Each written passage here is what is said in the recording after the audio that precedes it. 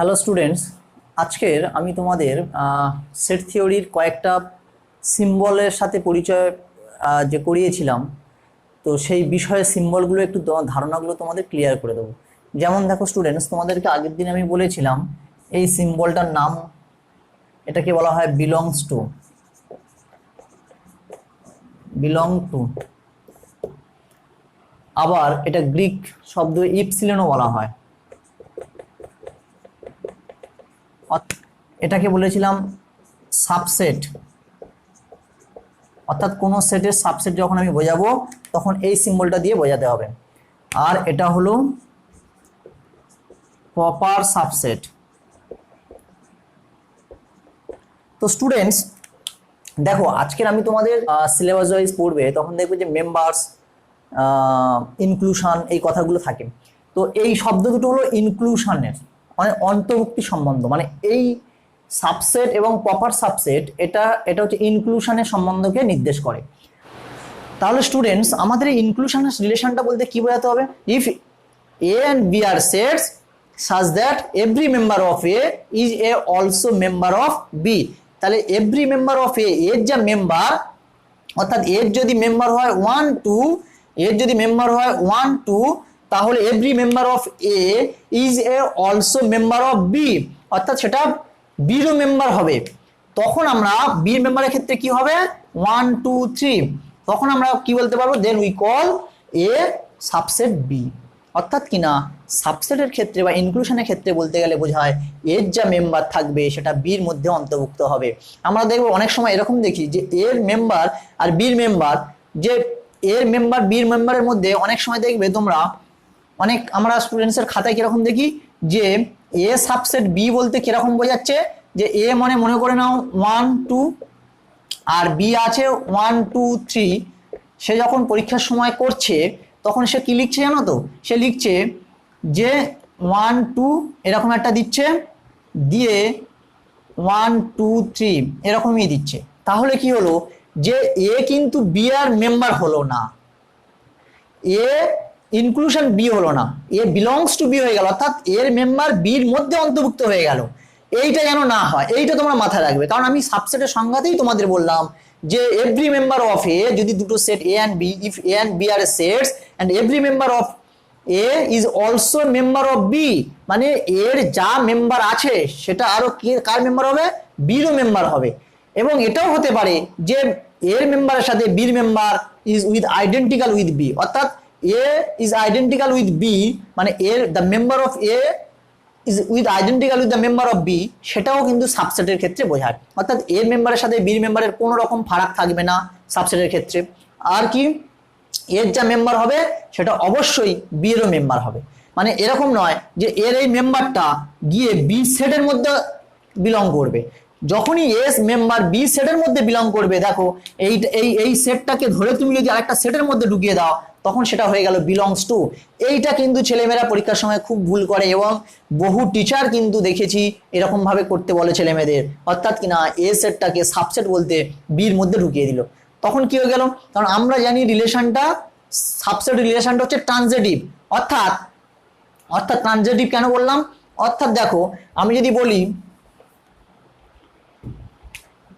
A subset B and B subset C, then A subset C, এটা হচ্ছে true হবে। কেন ট্রু হবে? কারণ দেখো, এ যদি বি সাবসেট হয় এবং বি যদি সি সাবসেট হয় তাহলে অবশ্যই এ সি সাবসেট হবে। কিভাবে? দেখো দেখিয়ে দিচ্ছি। এ সমান ধরে নিলাম 1, তাহলে বি সমান কি হবে?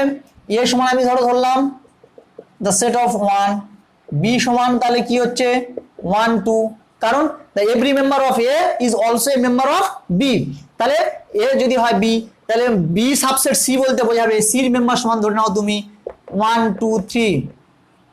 এবারে দেখো, তাহলে এ সাবসেট বি বলতে বোঝাচ্ছে এ 1, মানে এটা এ সাবসেট বি বলতে বোঝাচ্ছে তাহলে 1 2, এটা বি, তাহলে এ সাবসেট বি হলো।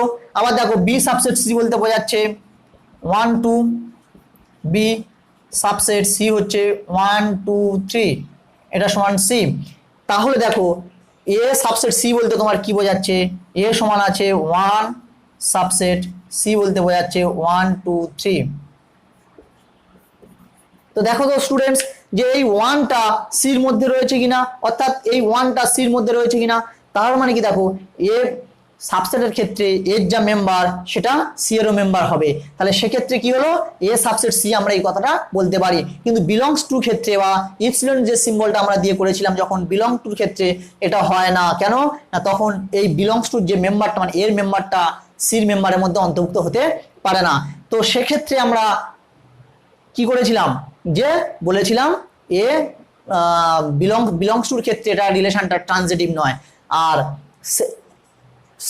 তোমার সাবসেটের ক্ষেত্রে রিলেশনটা ট্রানজিটিভ। কেন ট্রানজিটিভ? দেখো এ বির মেম্বার, দেখো এটা এ এটা বি, তাহলে এ বিলং এ ইন, দেখো সাবসেটের ক্ষেত্রে আমরা ইনক্লুডের কথা ইউজ করতে পারি, মানে এ ইনক্লুডেড বি বলতে যা বোঝায় এ সাবসেট বি বলতেও তাই বোঝায়। অর্থাৎ কি না একটা মেম্বার আর একটা মেম্বারের মধ্যে অন্তর্ভুক্তি সম্বন্ধ, অর্থাৎ ইনক্লুশন বলতে মূল কথা হচ্ছে অন্তর্ভুক্তি সম্বন্ধ। তাহলে অন্তর্ভুক্তি সম্বন্ধ মানে কি এর মেম্বারটা বিরও মেম্বার হবে, বির মেম্বারটা সিরও মেম্বার হবে। তাহলে কি যে এর মেম্বার যদি বির মেম্বার হয়, বির মেম্বার যদি সির মেম্বার হয়, ন্যাচারাল ভাবে এর মেম্বার সির মেম্বার হবে। তো সেক্ষেত্রে দেখো এর মেম্বার সিরও মেম্বার হয়েছে, এই জন্য এই রিলেশনটা হচ্ছে কি ট্রানজিটিভ রিলেশন।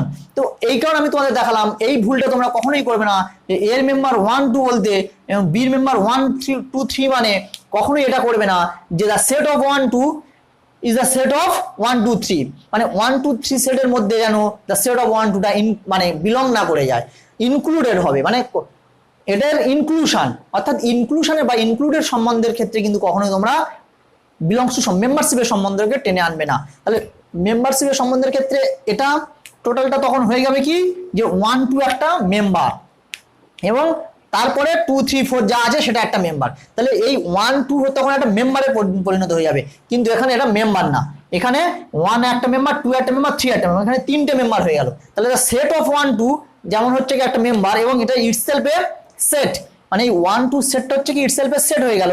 কিন্তু এখানে দেখো 1 এর কোনো সেট নেই, এখানে এই 1টা 1 2 3 সেটের মধ্যে ইনক্লুশন হয়ে রয়েছে বা ইনক্লুডেড হয়ে রয়েছে।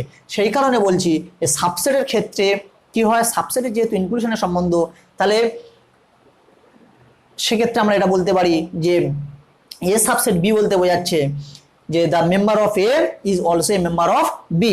এবারে দেখো এক্ষেত্রে সাবসেটের সাথে প্রপার সাবসেটের একটা ডিফারেন্স রয়েছে, মানে যেটা একদম মানে একদম ছোট্ট একটা ডিফারেন্স, কিন্তু খুব ভাইটাল কথা যে আমরা কখন বলবো প্রপার সাবসেট আর কখন বলবো সাবসেট।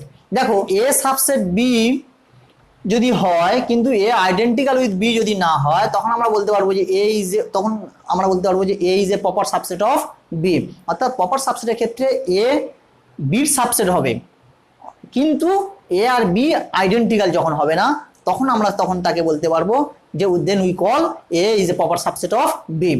অর্থাৎ যদি আমি ডেফিনেশন হিসেবে বলি তাহলে A is a subset of B and A is not identical with B, then we call A is a proper subset of B.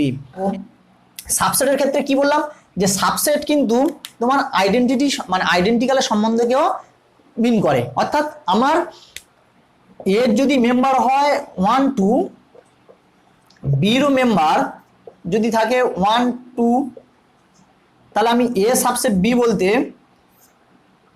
যে 1 2 সাবসেট বি 1 2 এটা বললেও কোথাও ভুল নেই। অর্থাৎ কিনা যে এ আর বির মধ্যে আইডেন্টিক্যাল মানে আইডেন্টিক্যাল থাকতে পারে, অর্থাৎ এর যা মেম্বার বিরও তাই মেম্বার হতে পারে। কিন্তু প্রপার সাবসেটের ক্ষেত্রে কি হবে, অলওয়েজ এ আর বি এর মেম্বারের মধ্যে মানে এ অ্যান্ড বি এর মেম্বারের মধ্যে আইডেন্টিক্যাল হবে না, এ আর বি এর মেম্বার আইডেন্টিক্যাল হবে না। তাহলে কি হবে, যদি এর মেম্বার 1 2 হয় তাহলে বি এর মেম্বার অবশ্যই হবে 1 2 3 হতে হবে। তাহলে কি বললাম যে এর মেম্বার আর বি এর মেম্বার আইডেন্টিক্যাল হবে না, কার ক্ষেত্রে, প্রপার সাবসেটের ক্ষেত্রে। প্রপার সাবসেটের ক্ষেত্রে আমরা কি বলবো, এ আর বি এর মেম্বারের মধ্যে কোনো আইডেন্টিক্যাল হবে না। কেন হবে না, কারণ এর যা মেম্বার বি এরও সেই মেম্বার হলে হবে না। তাহলে এর যদি মেম্বার হয় 1 2 তাহলে বির মেম্বার তার থেকে বেশি হতে হবে। অর্থাৎ কি, সে কারণে আমরা বলতে পারি যে এ সাবসেট বি বলতে যা বোঝায় বি সাবসেট এ বলতেও তাই বোঝায়।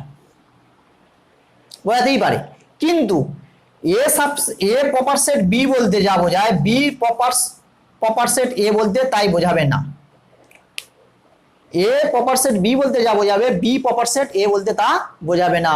স্টুডেন্টস তাহলে কি বললাম যে A subset A A A proper set B বলতে কিন্তু বি প্রপার সেট এ এই কথাটা বলতে পারছি না। কেন না, কারণ হলো এ A A proper set B বলতে সর্বদা বোঝাবে যে এ প্রপার সেট বি বলতে বোঝাবে এ সাবসেট বি অ্যান্ড মানে এ প্রপার সেট বি বলতে কি বোঝাবে, এ প্রপার সেট বি বলতে পারছে A subset B and A not identical B.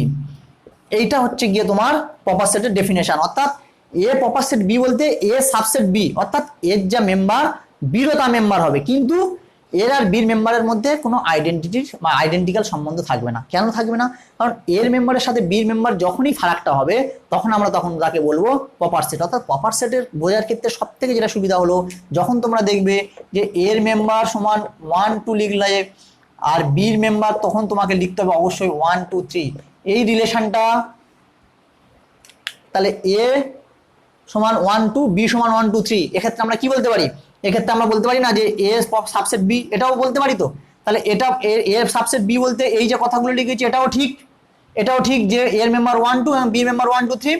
আবার এ প্রপার সেট যদি বি বলি এটাও ঠিক। কেন না, কারণটা হলো যে এর যা মেম্বার থাকবে তার থেকে বির মেম্বার কখনোই এক নেই। দেখো এর মেম্বার আছে 1 2, বির মেম্বার আছে 1 2 3, সে কারণে এটা প্রপার সাবসেট।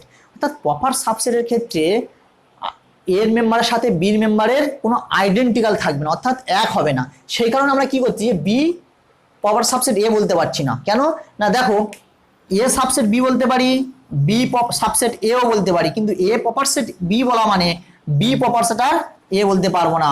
অর্থাৎ কিনা দেখো যে 1 2 3 হলে বির মেম্বার 1 2, তাহলে এটা কখনো এটা পসিবল নয়। অর্থাৎ কিনা সাবসেটের ক্ষেত্রে আইডেন্টিটির একটা সম্বন্ধ থাকলেও মানে আইডেন্টিক্যাল এর সাথে বি আইডেন্টিক্যাল হলেও প্রপার সেটের ক্ষেত্রে তোমার দেখালাম যে এ সাবসেট বি হবে কিন্তু এ আইডেন্টিক্যাল উইথ বি নয়।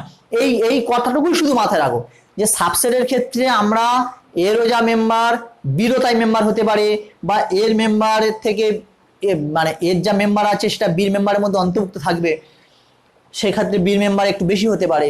কিন্তু প্রপার সাবসেটের ক্ষেত্রে অবশ্যই মানে একদম অবশ্যই ভাবে এর যা মেম্বার থাকবে তার থেকে বির মেম্বার বেশি থাকতে হবে। তাহলে এর মেম্বার যা আছে সেই সবগুলো বির মধ্যে অন্তর্ভুক্ত থাকতে হবে, তাহলেই আমরা তাকে বলতে পারবো প্রপার সাবসেট। আর সেটা আমাদের খেয়াল রাখতে হবে যে এর সাথে বি এর মেম্বারে যেন কোনো আইডেন্টিক্যাল না হয়ে যায়। তো স্টুডেন্টস, আমি তোমাদের নেক্সট ক্লাসে কিছু সিম্বলাইজিং দেখাবো, এবং সিম্বলাইজিং দেখানোর আগে আরেকটা ক্লাস যেটা তোমাদেরকে দেখাবো সেটা হলো তোমার যে এগুলোকে তোমরা কিভাবে প্র্যাকটিস করবে, এটার সাথে কিভাবে প্র্যাকটিস করতে হয় সেই ক্লাসটা নিয়ে আমি নেক্সট দিন ফিরে আসছি।